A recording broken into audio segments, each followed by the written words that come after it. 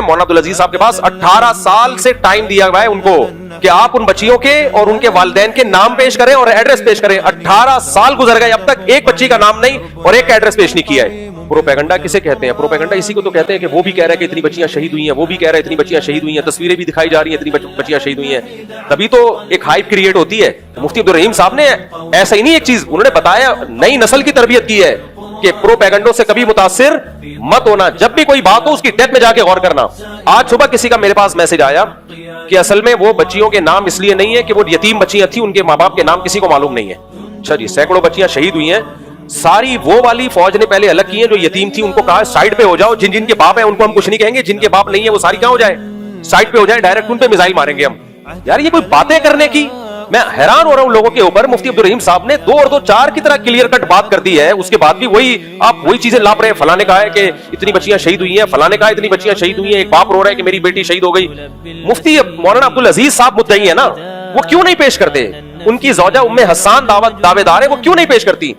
بغیر مقتول کا نام بتائے کیا دنیا میں کوئی کیس سنا جاتا ہے کیا؟ آپ بتا نہیں رہے, آپ کہہ رہے فلاں کا چوری ہوئی ہے, کورٹ میں آپ نے کیس کیا, چوری ہوئی ہے, اتنے لوگوں کی جیبیں کٹی ہیں, کورٹ کہے گی کہ کس کس کی جیب کٹی ہے, نام بتاؤ.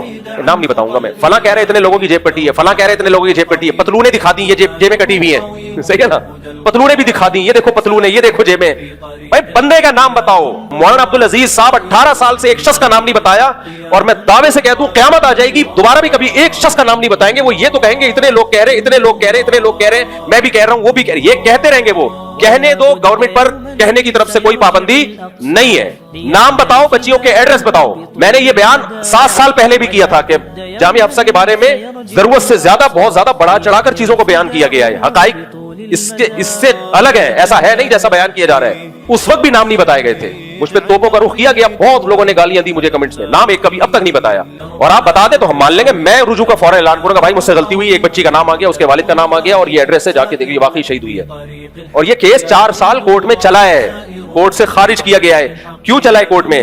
اس لیے کہ جو نئی حکومت, جمہوری حکومت تھی, وہ جنرل مشرف کے خلاف تھی. وہ جنرل مشرف کو لٹکانا چاہتی تھی جامعہ حفصہ کے کیس میں. وہ چاہتے تھے کہ کسی ایک بچی کے قتل کا کیس آ جائے تاکہ مشرف کو پھانسی ہو. پورے سیاست دانوں نے مولانا عبدالعزیز صاحب کے ساتھ بیٹھ کے میٹنگ کی کہ آپ ہمارے لیے بہترین ذریعہ. اس میں 4 سال تک مولانا عبدالعزیز صاحب, ان کی اہلیہ اور جو لوگ بھی دعوے دار تھے, ایک بچی کا نام پیش نہیں کر سکے.